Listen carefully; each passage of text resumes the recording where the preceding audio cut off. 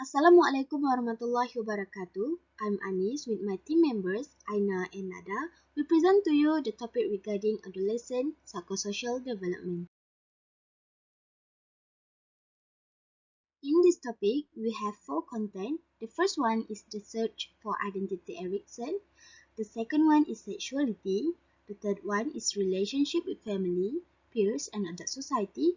And the last one is antisocial behavior and juvenile delinquency. Hi and Assalamualaikum warahmatullahi wabarakatuh. My name is Nurina Nadiba bin Hashim.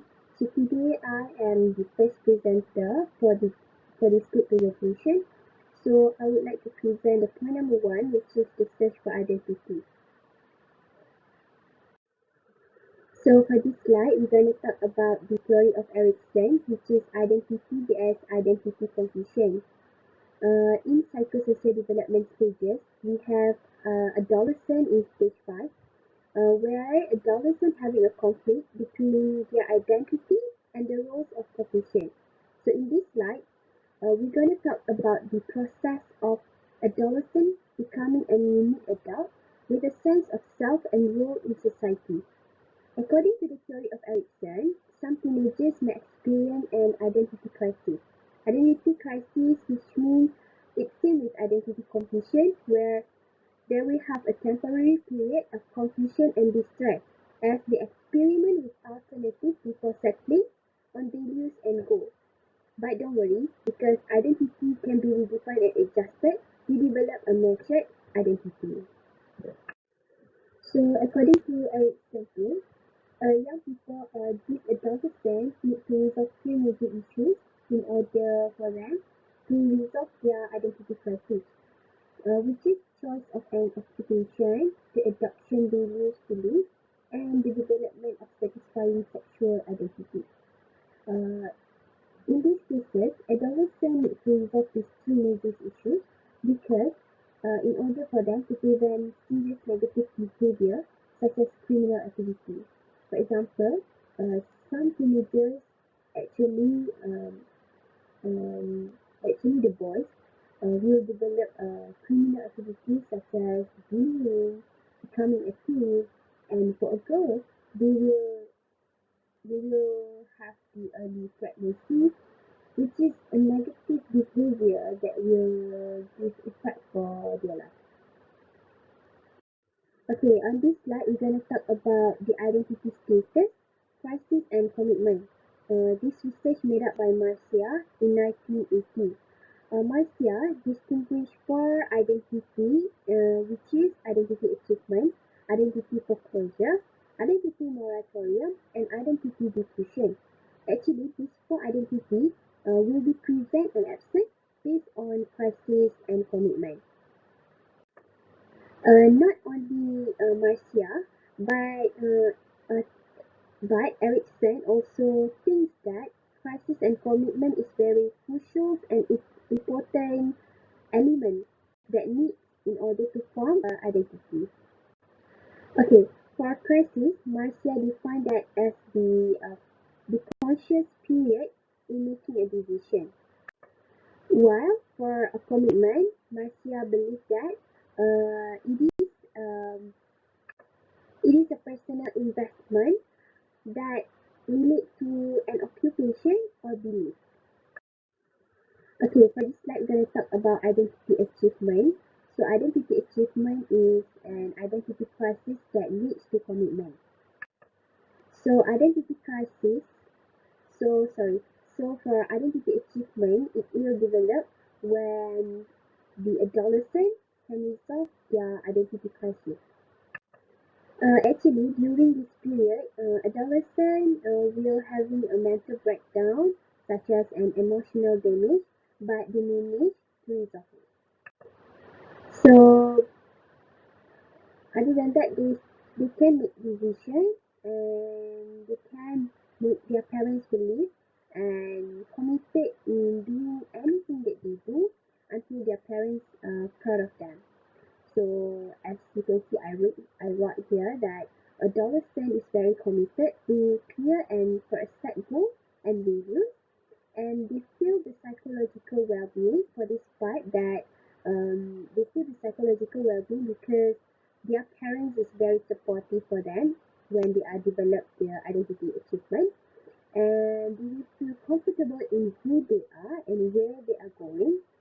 So, this research found that adolescents in this category actually become more matured and socially other than category, which is foreclosure, moratorium, and identity diffusion. Next, we have identity foreclosure. Identity foreclosure is related to the commitment without crisis. Actually, adolescents in this category have their own commitment that they need to achieve, but they fail to achieve it because they need to follow other people's plan for them. For example, adolescents in this category actually need to accept the identity that parents or teachers have chosen for them. For example, if one adolescent needs to become a doctor, but when their parents say no, you have to become a teacher, so they have to be obedient and they have to obey their parents, maybe a mother, and they cannot disagree with the statement. For the next identity status, we have identity moratorium. This identity actually relates with the identity crisis with no commitment yet. So what is identity crisis with no commitment yet? In this category, actually, adolescents will live in a crisis where they will have a lot of problems they cannot resolve, a lot of things they have to do but they don't do because they don't have any commitment yet to resolve it. So they just let it go, like just think that they don't have and they don't want to explore anything and gathering information or what because they don't have any commitment in their life. So automatically they will be categorized in identity moratorium. So the last part of the identity status that we want to discuss about is identity diffusion.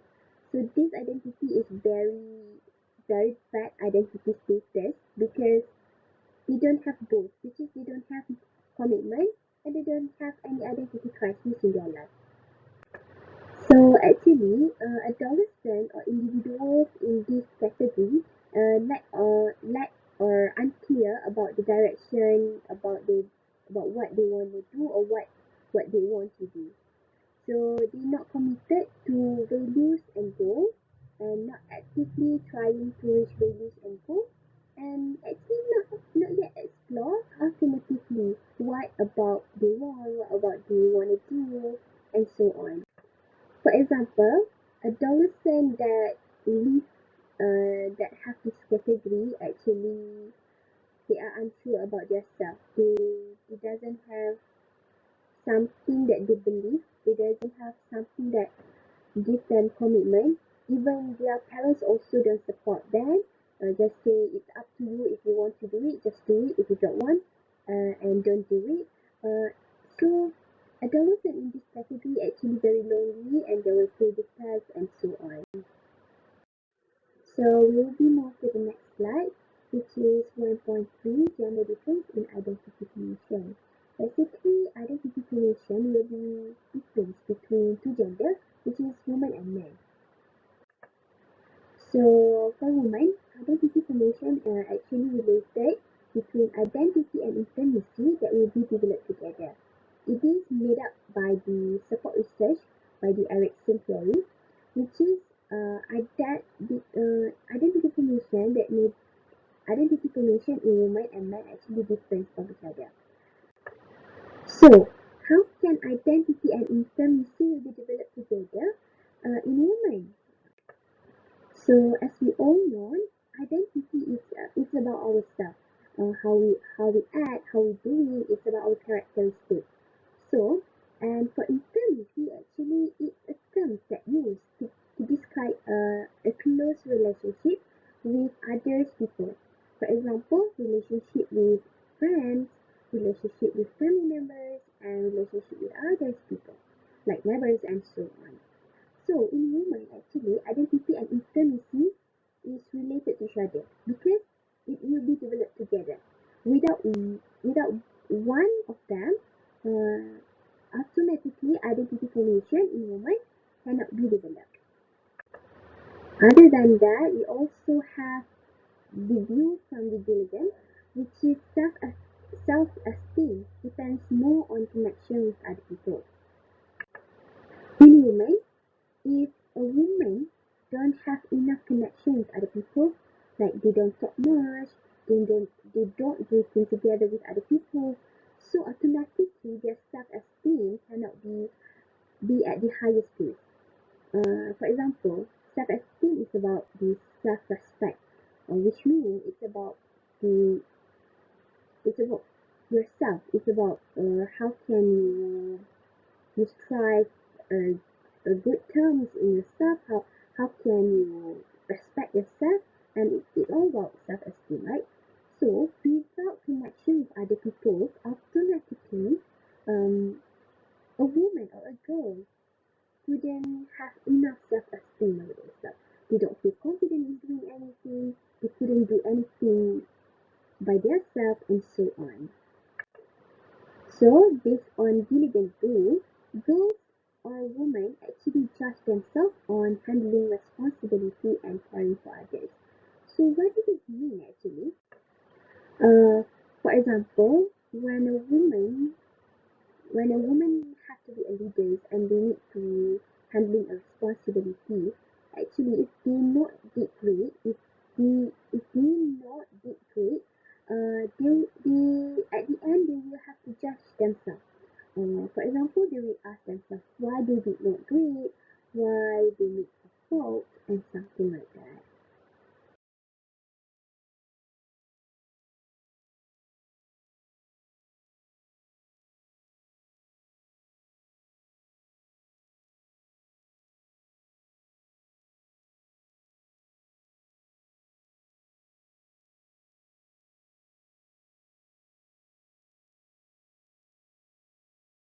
So I will continue the next slide of identity formation in men.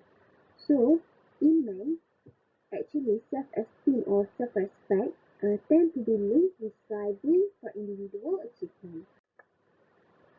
For example, in men, actually they will have the self-confidence when they get or when they achieve something that makes them happy, such as they get a good result in examination, or maybe they they they can be the champion in football playing football, or maybe they have a good looking. So actually, all these things related with achievement for themselves. So they will be confident when they achieve something like this, when they achieve things to themselves, when they feel confidence in themselves, when they think they make people proud, so they will have their self-esteem. Recent studies actually shows that adolescent boys have higher self-esteem than adolescent girls, which means that girls will be dropped rapidly when they are adolescent. Their self-esteem will be dropped rapidly. It is because they will have many things consider self-esteem drop. For example, because they are insecure with their body image, they feel anxious, they feel they not do great things, and many more. For 1.4 ethnic factors in identity formation, research made up by Finney in 1998 found that 4 identify ethnic identity status, which is identity diffuse, identity foreclosed, identity moratorium, and identity achieved. For identity diffuse, it is about the does not understand the issues involved between an ethnicity, and the adolescent doesn't want to explore anything related to their ethnicity. For identity foreclosed, it's about a little exploration about the ethnicity, but at the same time, it has a clear feeling about it, and he or she understand about their ethnicity, but it depends on attitude, at home, whether they are applying the ethnicity or not. So for the moratorium, we have begin to explore the ethnicity, but at the same time, they are quite confused about what it means by their ethnicity. For number 4, the last one we have identity achieve, which is they are already explore their identity and they are trying to accept his ethnicity. Assalamualaikum warahmatullahi wabarakatuh. Next, I will present about sexuality in adolescent. Sexual identity can be defined as seeing oneself as sexual being, recognizing one's sexual orientation, coming to terms with sexual stirring, and forming romantic or sexual attachment.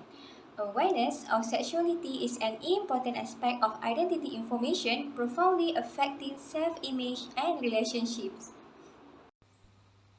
Next, we move to 2.1, Sexual Orientation and Identity.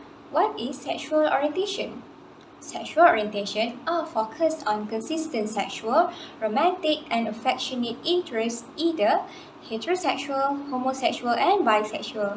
So, let me go through one by one. Heterosexual is defined when a person attracted to persons of the other sex, while homosexual is when a person attracted to persons of the same sex, and bisexual person attracted to persons of both sexes. So, as we can see on the picture here, picture A and B show the behavior of homosexual.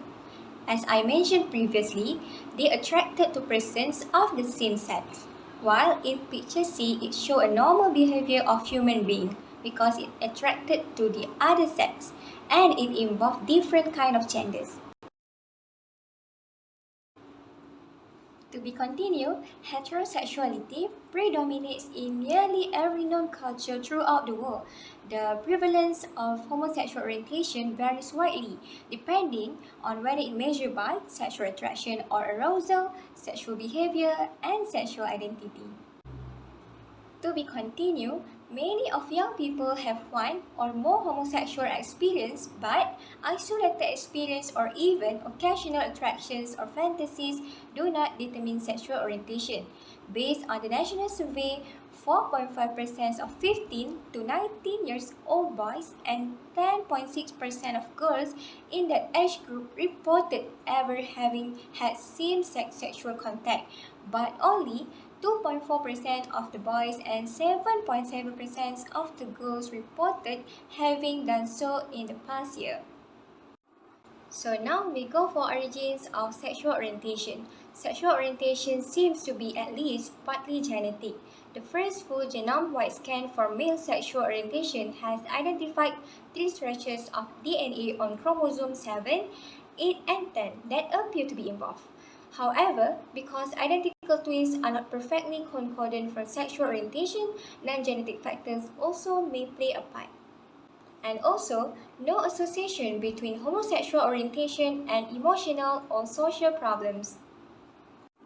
So now we move to homosexual and bisexual identity development. Many adolescents who openly identify as gay, lesbian, or bisexual feel isolated in hostile environment. It is because they may be a subject of discrimination and also violence. Reluctant to disclose their sexual orientation even to their parents for fear of strong disapproval or a rupture in a family.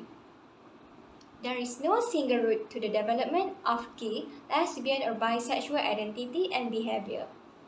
Many gay and lesbian adolescents experience identity confusion because lack of social sanctioned ways to explore their sexuality. So now we move to 2.2, Sexual Behavior. According to the national survey, 77% of young people in the United States have had sex by age 20. Average girl has first sexual intercourse at 17, while average boy at 16. It is approximately 1/4 of boys and girls reported having had intercourse by age 15. Africans, Americans, and Latinos tend to begin sexual activity earlier than white youth. Asian American youth have a pattern of delayed sexual activity to save sex for marriage or adulthood and then to have children who will carry on the family name. To be continued, why do some adolescents become sexually active at an early age?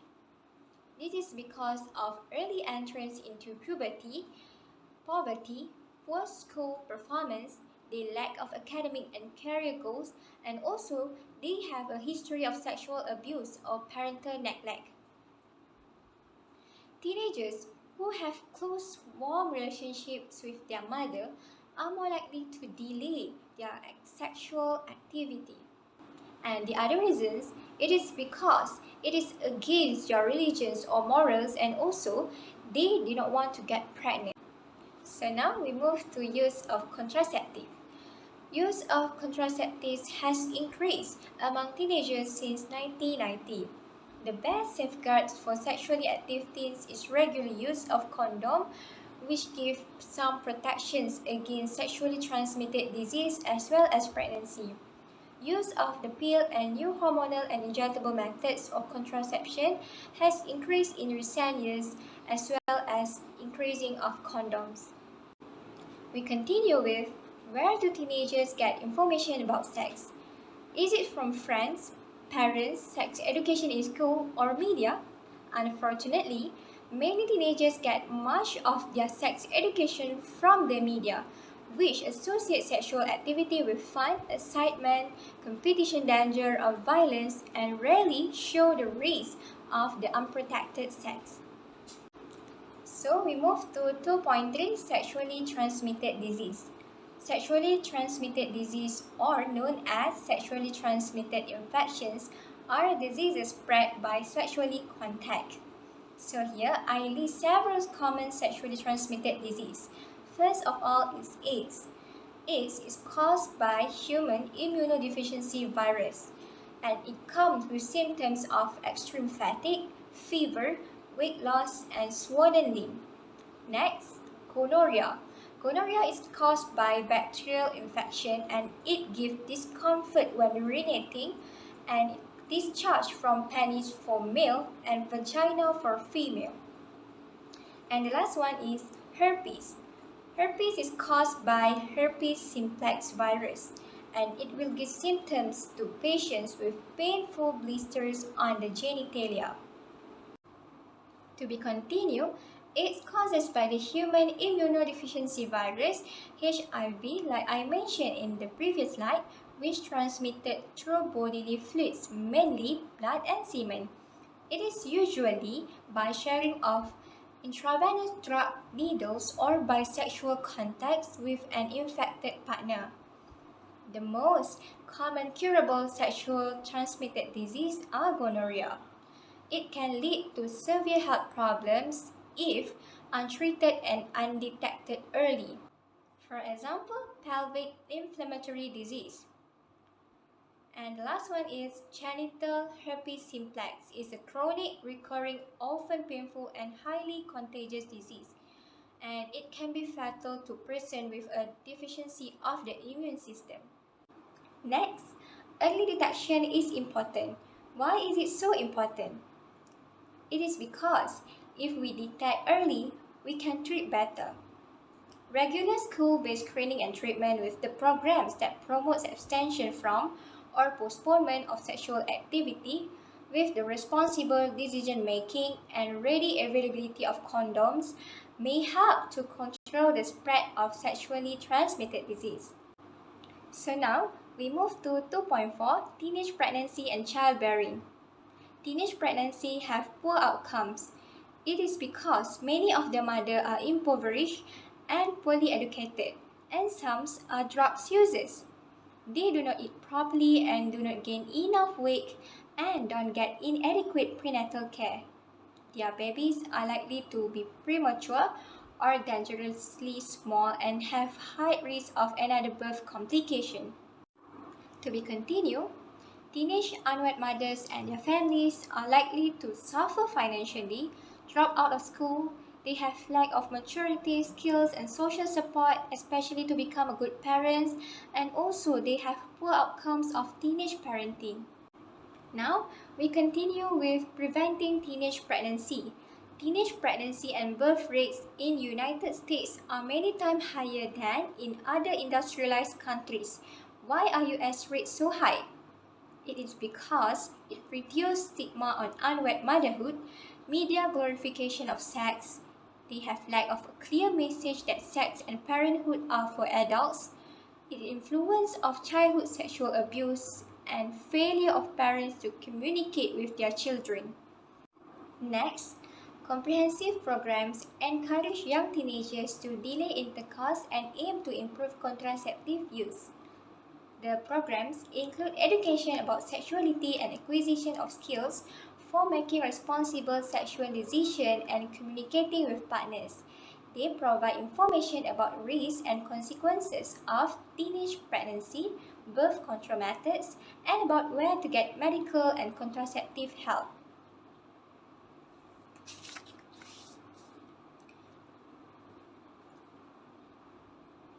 They also must recognize that many young people do become sexually active and need education and information. Early intervention programs for preschoolers and elementary school students is very important and good for them. I think that's all from me. Thank you. Then I will pass to the next presenter. So let's continue with slide number 33, which is 3.0, relationship with family, peers, and adult society. So based on 3.1, we have, is adolescent rebellion is a myth? So let's talk about this. Okay, so teenagers are called as adolescent rebellion. This is due to the family conflict, depression, risky behavior, and mood swings among the adolescent. So, because of the adolescent rebellion, adolescent can be a difficult time for a young people and their parents. For your information, adolescent rebellion is a first formal theory that during the period of adolescent rebellion, troubled adolescents tended come from distraught families, and it's going to continue to have unstable family life and reject the cultural norms. So, the theory from G. Stanley Hall states that the idea of adolescent behavior actually is about the time of period where the young people will adjust with their body changes and the immediate demands of adulthood that produce conflict between adolescent and adulthood. So, the troubled adolescent tended come from a disrupted family, and it will continue to have the unstable family lives and reject the cultural norms. So for this slide we have 3.2, which is changing timeless and changing relationship.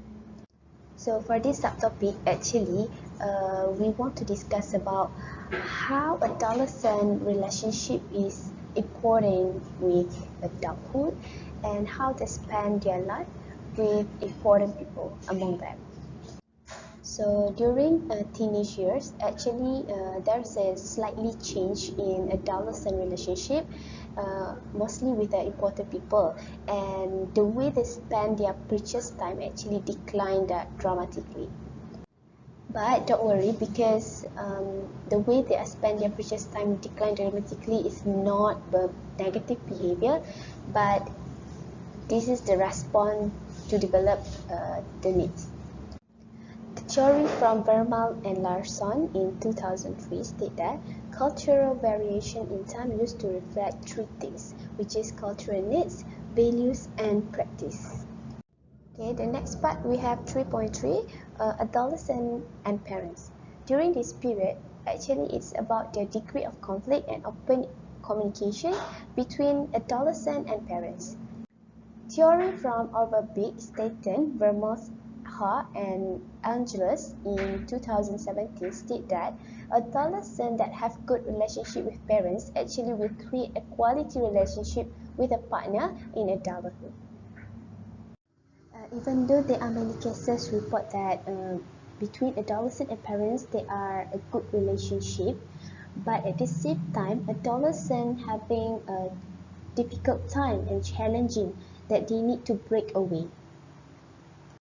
For example, parents feel mixed emotion about the need to let go and the desire for their children to be independent, which means here that parents, they are still not give their children any chance to be independent, to do what they want by themselves.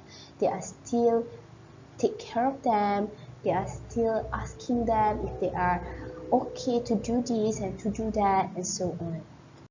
So parenting style actually influence the outcome, such as uh, tension that having in adolescent that can lead to the family conflict.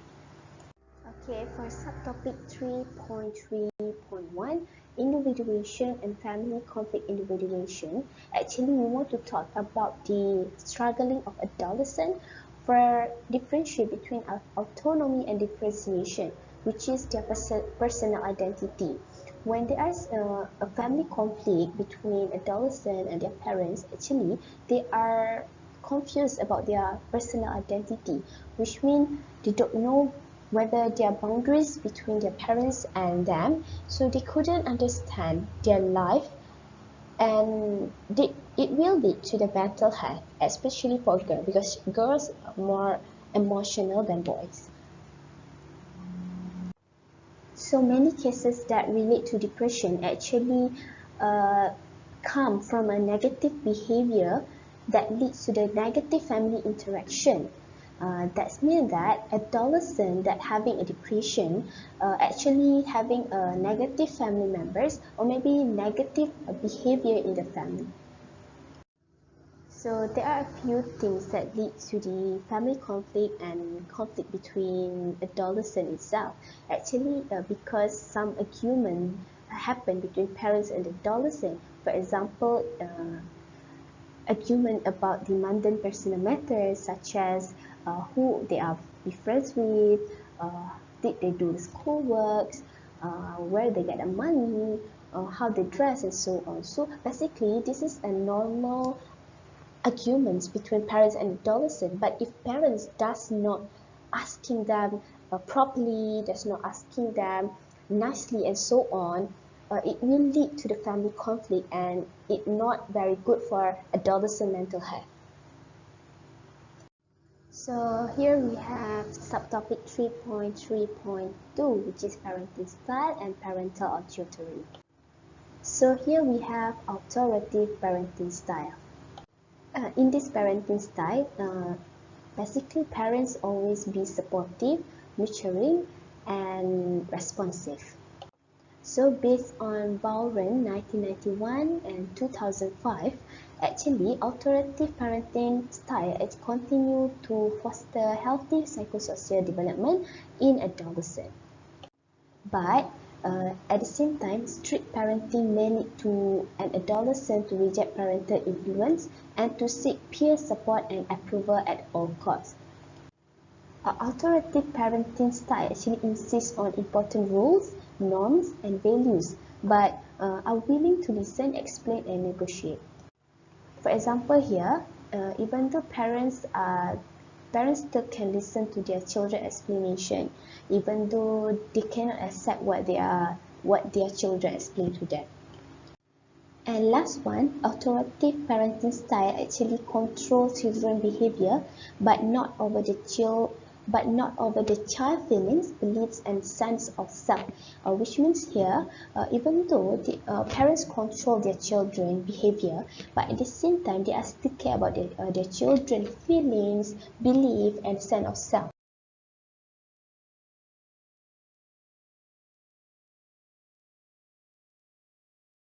So for slide 42, we'll be talking about the subtopic 3.3.3, which is parental monitoring and adolescent self-disclosure. Between parental monitoring and adolescent self-disclosure, they are related to each other.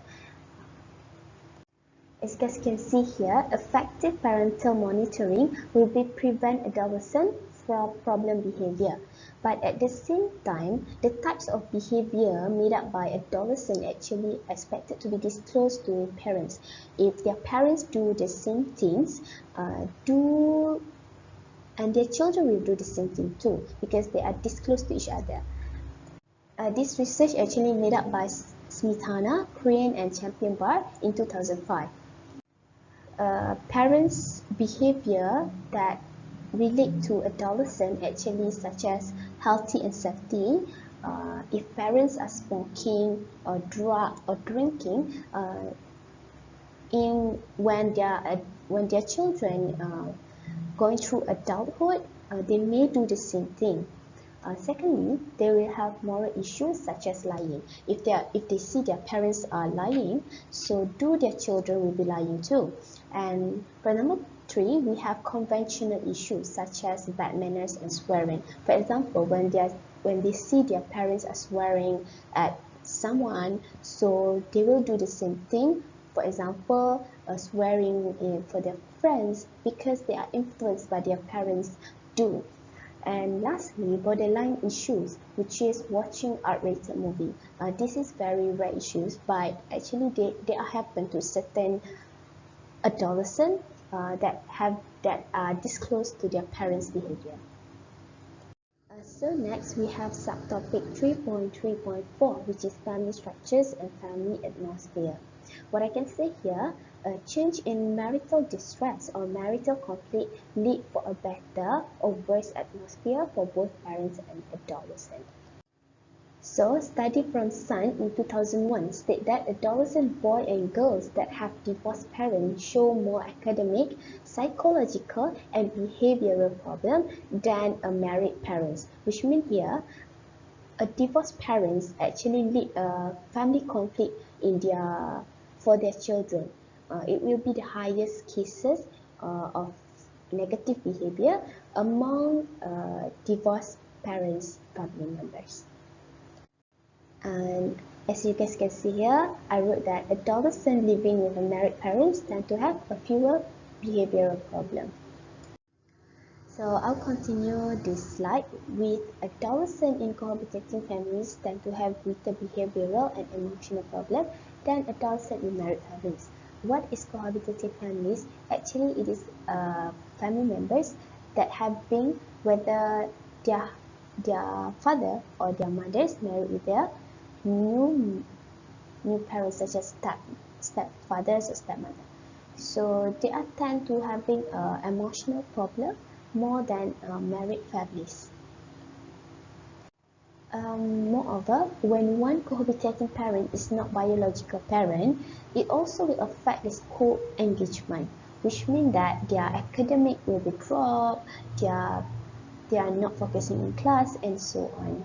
Meanwhile, study from Lichuiti in 2004 state that no negative effect of single parenting on adolescent school performance and behavior, which means here that if their parents divorce but they are not married other people and they are being a single parents, whether single mother or single father, there are no negative effect for in their children academic life.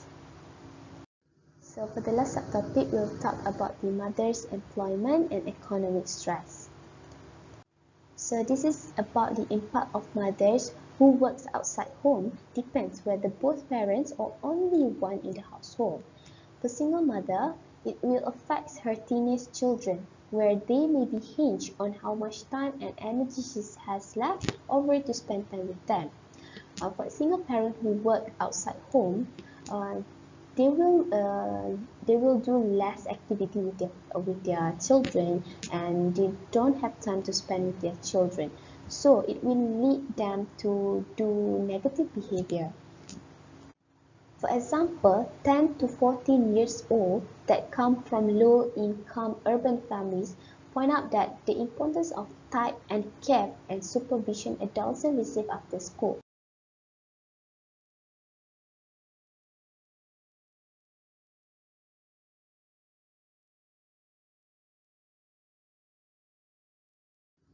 Okay, for those who are on their own, who are where their parents are busy working and so on, they are tend to become involved in alcohol and drug that are used in misconduct in school, which means that if parents who are still less time with their children actually will lead them to involve in alcohol and drug, especially if they are already have an early history of problem behavior. This is happen when parents not monitor their children activity because they are busy working. Actually, for single parents. So, lastly, we have major problem in many single parents. Actually, they are lack of money. When they are lack of money, adolescent children that come from low income single mother likely to drop out of school and experience low self-esteem. This is because they couldn't afford to pay for the school bill, so they they they have to drop out of school and work for themselves. So we move to 3.4, which is adolescents and siblings. So first of all, adolescents spend more time with their peers than siblings and less need for emotional gratification from sibling bonds. And they become even more distant with their siblings and become closer either with their parents or their friends as they move through the adolescence.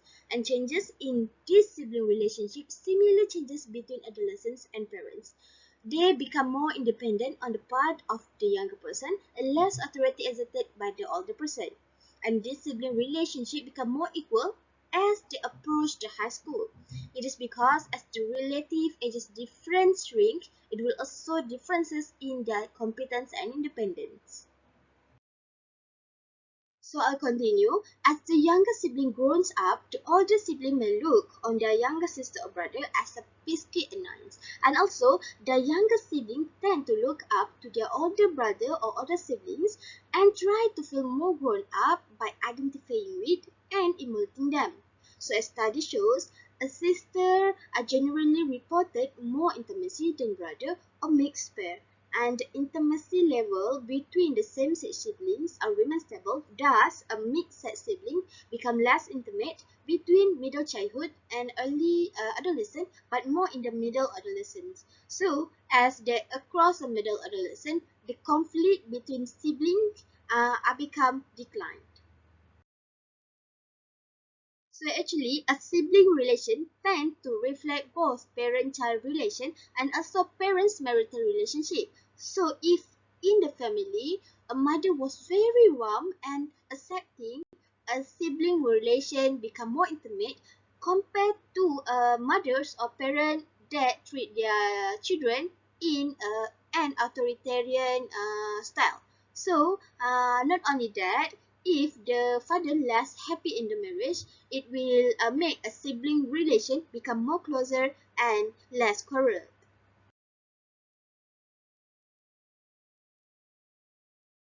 So this is an example that I took from textbook about Latino and African American family. It said that a sibling relationship had important effect.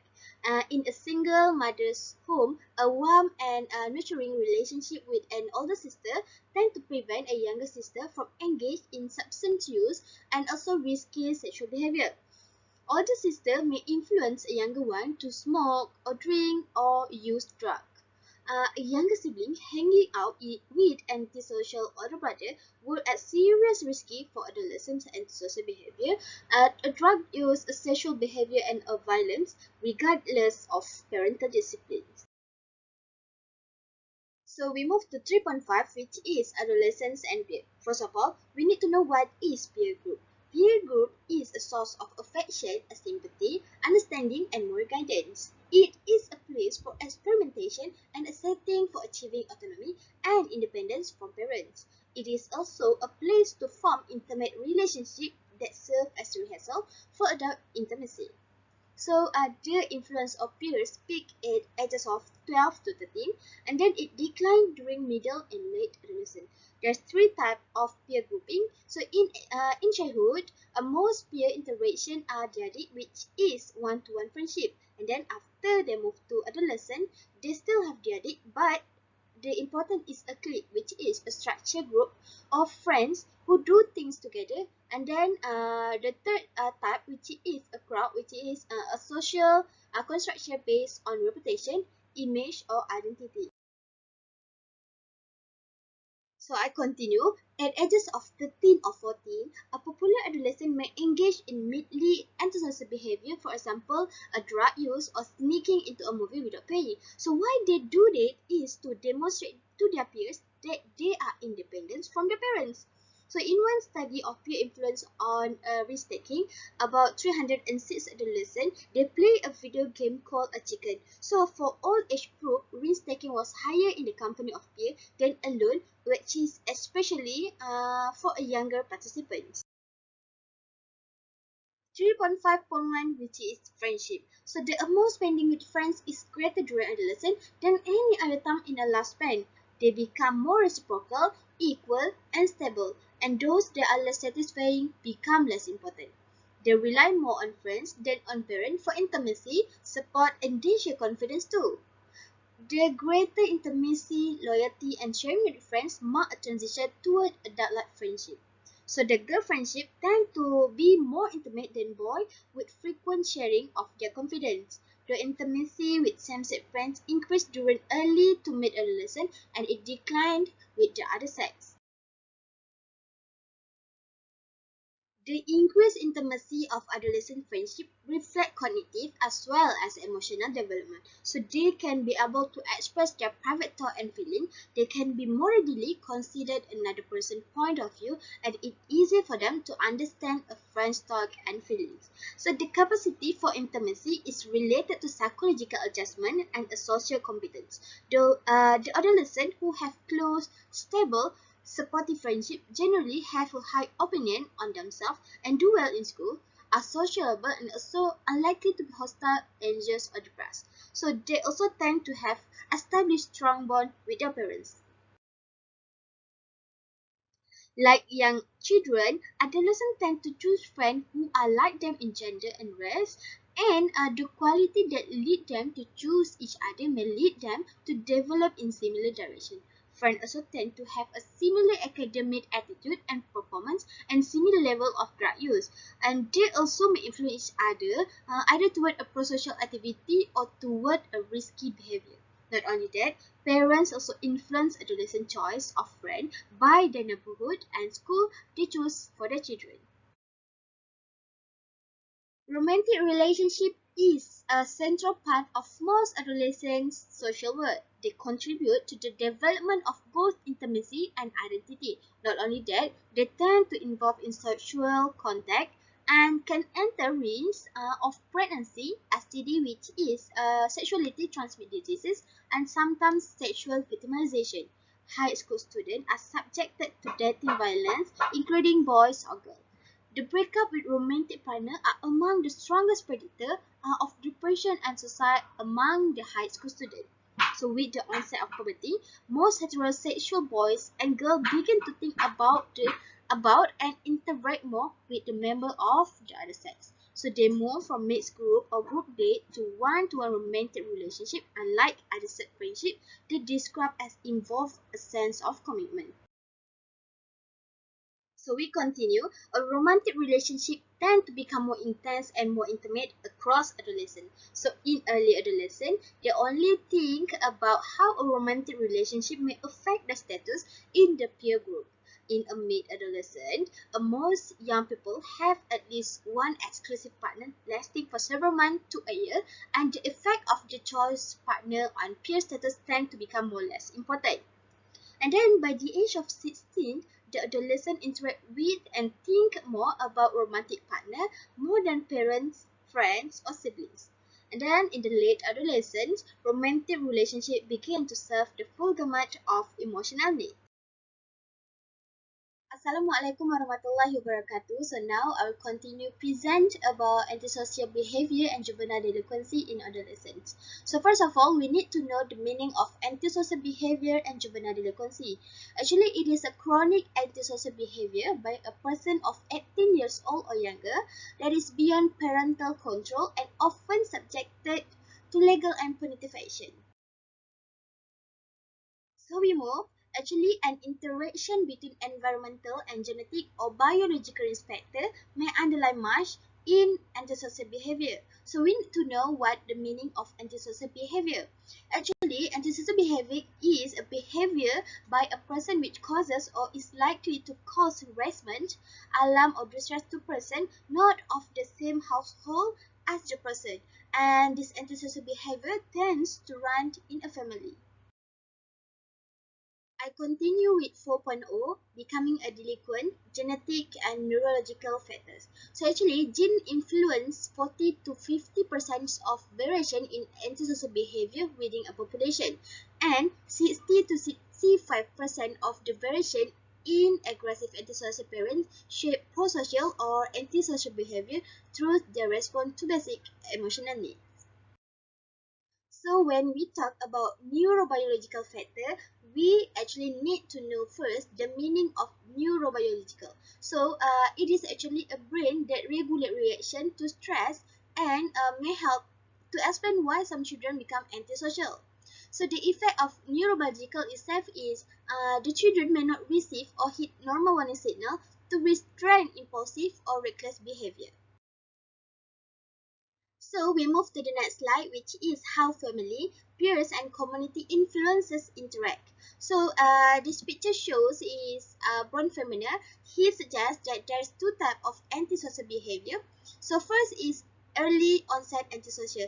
It is actually begin at the age of 11, and this behavior is influenced by interacting factor ranging from microsystem influence, for example, as parent-child hostility, poor parental practice, peer grievances, and to macrosystem influences, for example, as community structure and neighborhood social support.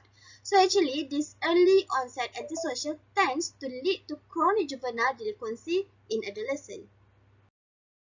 So the second type is late onset typically. It is actually begin after a puberty and occurs in adolescent with normal family background. So parents of children who become chronically antisocial may have failed to reinforce good behavior in early childhood and inconsistent in punishing misbehavior.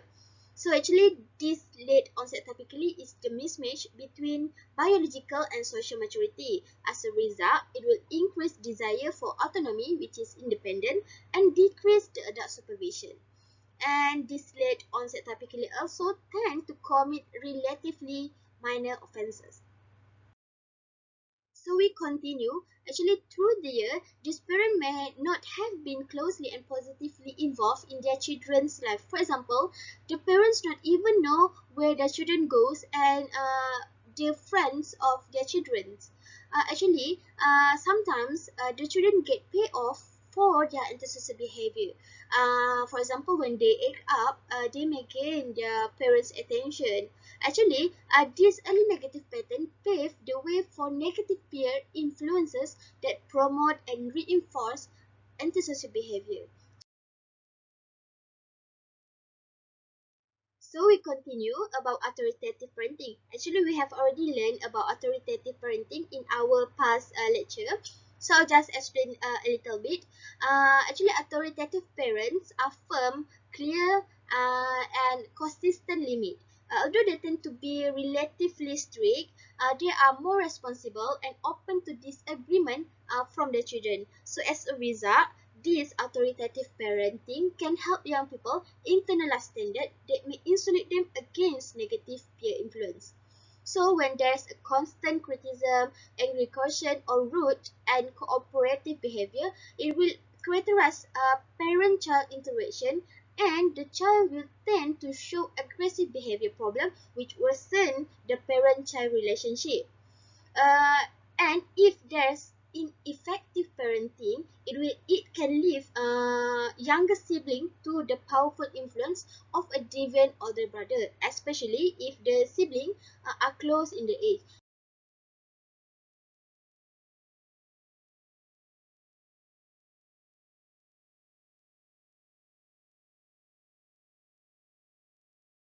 So we continue. Actually, a choice of antisocial peers is affected mainly by the environment factor. For example, the environment of their school or the environment of their neighborhood. So, in childhood, antisocial adolescents tend to have antisocial friends, and their antisocial behavior will increase when they associate with each other. So the way antisocial teenagers talk or laugh or even smirk about rule breaking and not knowingly among themselves seems to constitute a sort of defensive training. So first of all, we need to know what is defensive training. Actually, it is occur when peers reinforce each other for delinquency or aggressive talk, and as a result, it will increase the problem behavior among them. So we continue. Actually, improved parenting during adolescence can reduce delinquency by discouraging association with deviant peers. As we all know, adolescent whose parents know where they are and what they are doing. For example, if they hang out with their peers, it's actually less likely to engage in delinquent act or to associate with deviant peer because the parents know where they are doing or where they are going to. So as a result, it will reduce the delinquency. So, in this slide, I will emphasize that family economic circumstances influence the development of antisocial behavior. As a study shows that poor children are more likely to commit antisocial acts, and those whose family are continuously poor tend to become more antisocial with time. So when family rise from poverty while a child is still young, the child is no more likely to develop behavior problems than a child whose family was never poor. Not only that, a weak neighborhood social organization in a disadvantaged community can also influence delinquency. We have collective efficiency, which is a strength of social connection within a neighborhood and the extent to which the residents monitor each other's children. So actually, this collective efficiency can influence outcome in positive direction. The combination of nurturance involving a parenting and also collective efficiency can discourage adolescents from associate with deviant peers. So we move to the next slide, which is long-term prospect. Delinquency peaks at ages of 15, then it declines. Actually, it declines as most adolescents and their families come to terms with young people's need to assert independence. Teenagers who do not see positive alternatives are likely to adopt a permanent antisocial lifestyle. So the most likely to persist in violence are boys who had early antisocial influences, and least likely to persist are boys and girls who were early school achievers and girls who show early prosocial development. So many developmental psychologists want to seek rehabilitation for juvenile offender and not incarceration. So my last one is preventing and treating delinquency. So we need to prevent and treating delinquency by first we have a high quality daycare or education offering families a certain gear to adolescent needs. So for example, I've googled the picture show a Chicago Chaperone Center in Google. So it is actually a preschool program for disadvantaged children in the Chicago Public School that offer follow-up service through age 9, and participants studied at age 2 had better educational and social outcomes and fewer juvenile arrests than comparison group who had received less extensive early intervention. Second, things like AUK and summer camps for behavioral disturbed youth can be counterproductive. So when they do a camp, they might bring together a group of deviant youth who tend to reinforce each other's deviancy. For example, we can do a scout, a sport, or church activities. So third, a structured adult monitor or school-based activity when adolescents are most likely to be idle and to get into trouble. So it actually can reduce their exposure to settings that encourage antisocial behavior because in school-based activities they have teachers and their classmates and their schoolmates on that time. So next, involved in constructive activities or job skill program during their free time can pay long-range dividends. And then participating in extracurricular school activities, for example, like handball or volleyball. So actually, this activity can tend to cut down or drop up and criminal arrest rate among high-risk boys and girls. And lastly, how to prevent and treat delinquency is by provide a love, guidance, and support from the parents to the adolescents. For adolescents can avoid risks both on their strength and explore their possibility as they approach adult life. Thank you. So the last part of this presentation, we're gonna do a question and answer. What are you curious about this topic?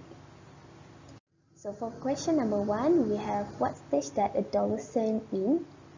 Basically, in psychosocial development, there are 8 stages that start from infancy, early childhood, preschool, school age, adolescent, young adulthood, middle adulthood, and maturity. So, adolescent actually in stage 5, where it's aged between 12 to 20 years old, which means they are adolescent period.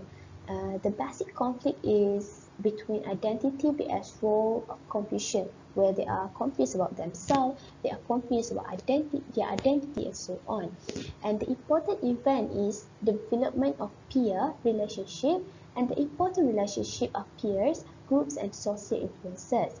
The teenager must achieve a sense of identity in occupation, set roles, politics, and religion. In addition, they must resolve their identity and direction. Failure to make this resolution can lead to the represent of aspect of individuals for the sake of others people. Okay, for question number 2, I'll give you the situation. From this statement, identify what identity this person developed. Okay, the situation is Kevin, he is lost his part-time job, and he also need to drop out of his school because he couldn't afford it. So he just spent his time sleeping on the couch and say, whatever, I don't have to think about what happens to me, I don't care, I don't have anything to do. So what is his experience identity? The answer is A, which is identity diffusion. Okay, for the next question, we have the statement, which is Sarah state that she want to travel around the Asian country for 2 years before making decision about the college, career, or marriage. The key point here that they said Sarah state that she wants to travel around the Asian country for 2 years, but at the same time, she doesn't make any decision yet about her future, her career, and so on. So what identity that Sarah experience? So the answer is B, which is identity of moratorium. To answer the question of what are some of the risks faced by pregnant teens, so here I've already listed some of the answers regarding the question. Of course, they have lowered educational achievement, medical complications, a lifetime of economic stress, and limited opportunity, and also a marital failure. So we might ask what are the factors contributing to the juvenile delinquency. So first of all, a poor school attendance and poor educational standards are the factor. So when it related to school, we might think of our cognitive level. So we need to make sure that our cognitive level standard to our age to prevent the juvenile delinquency. So next is the violence in the home, for example, the abuse from the parents to the child and make the child trauma. It will also lead to juvenile delinquency. And next, a violence in their social circle, a peer pressure, for example, if one of their peers asks that if they don't smoke, they don't look cool.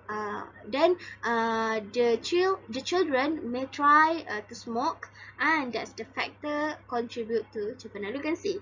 Lastly, a lack of moral guidance, maybe from parents, because sometimes some parents are busy and not have time to think of their children, what their children do, and everything.